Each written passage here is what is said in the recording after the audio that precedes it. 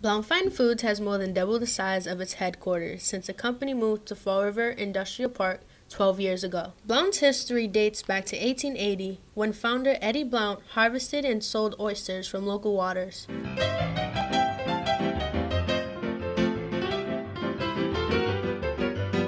Sound management and new technology have increased productivity.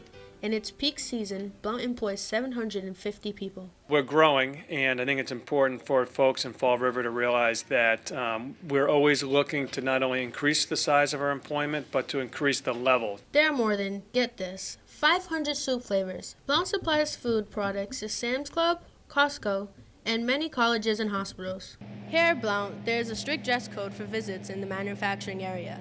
Just like all the employees, I had to remove all my jewelry, wear a hairnet, and even put on a jacket. John Kavanaugh, Director of Engineering, says teams oversee the automated production process.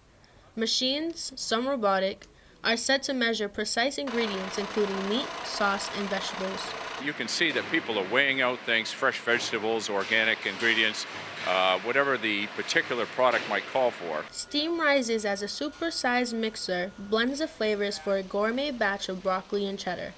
Providence Business News named Blount Manufacturer of the Year for their business excellence and the state-of-the-art facility. Company sales have grown 60% since 2011.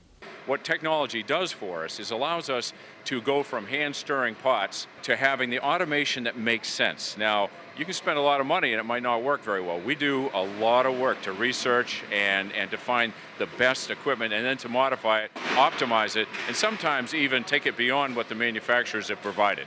Conveyor belts snake through the production room. They speed along containers of soup that are heated to 185 degrees. 3 spiraled soup chillers spray frigid water at the containers and instantly bring the soup to room temperature in preparation for shipment. Most of the product will eventually move to the freezer area. All labeling and packaging happens on site. Director of Marketing Rachel Blount Gerard said there is no substitute for fresh ingredients. That includes tailoring foods to regional preferences. Anytime we're able to use local ingredients, whether it's chorizo for our Portuguese kale soup, which is very popular, we always try and do that. The Fall River facility cranks out a whopping 75 million pounds of soup each year. Trucks from Hannaford, Shaw's, and more roll out of the lot delivering the products.